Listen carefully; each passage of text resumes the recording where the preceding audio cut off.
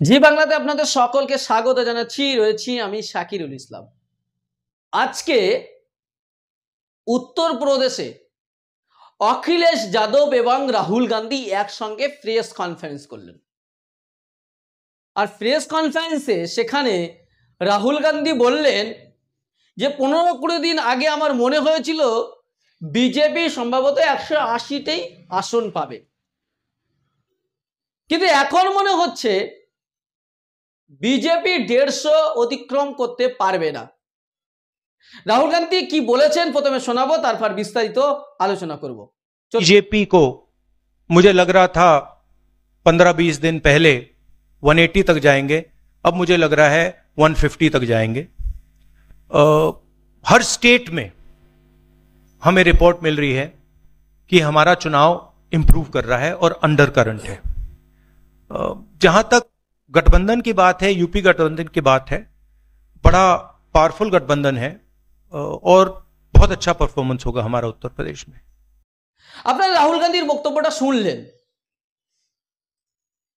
রাহুল গান্ধী যে কথাটা বলেছেন তার বাস্তবতা কিন্তু অনেকটাই, কারণ দক্ষিণ ভারতের 5 রাজ্যে বিজেপি 1 থেকে 2টি বেশি আসন পাবে না।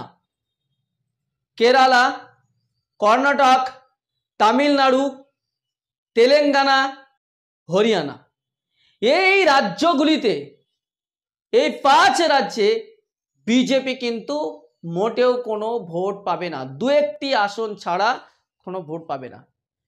বিভিন্ন ওপিনিয়ন পোল তো বলেছেই, তার পাশাপাশি গ্রাউন্ড রিপোর্টও কিন্তু তাই বলছে। এবং এই সমস্ত রাজ্যগুলিতে বিজেপি সাংগঠনিকভাবে অনেক দুর্বল রয়েছে।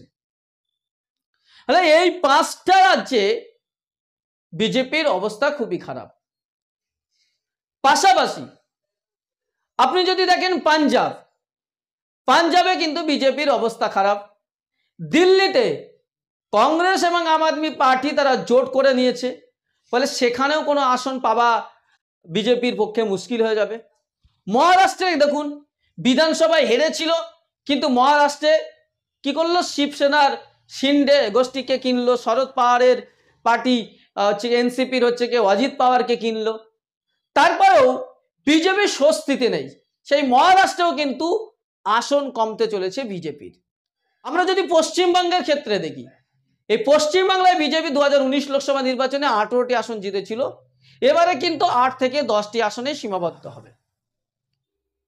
এবার বিজেপির ভরসা শুধুমাত্র 5 রাজ্যে, উত্তরপ্রদেশ, মধ্যপ্রদেশ, রাজস্থান, গুজরাট, এই 4টি হিন্দি বলয়ের রাজ্যে, গো বলয়ের রাজ্যে বিজেপি এখন ভরসা করে রয়েছে।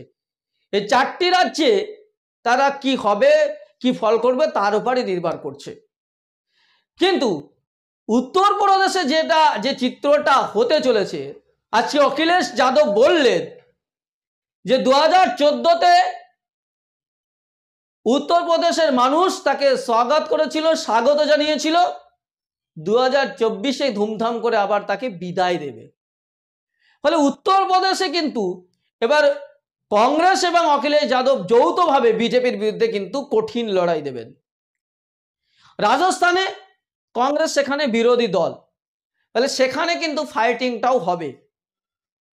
এবার যদি আমরা দেখি মধ্যপ্রদেশে যে সদ্য বিধানসভা নির্বাচন এর ফলাফল আমরা দেখেছি, সেখানে কংগ্রেস সেকেন্ড পজিশন থাকলেও তারা ভোটের পার্সেন্টেজে অনেক বেশি ভোট পেয়েছে, ফলে সেখানেও কিন্তু হাড্ডাহাড্ডি লড়া হবে।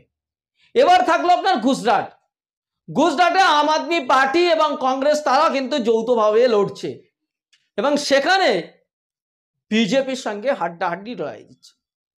ফলে রাহুল গান্ধী যে বললেন যে আগে মনে হচ্ছিল 15 থেকে 20 দিন আগে বিজেপি 180টি আসন মতো পেতে পারে, এবার কিন্তু 150 আটকে যাবে এবং তার বাস্তবতা যত দিন যাচ্ছে তত এগোচ্ছে।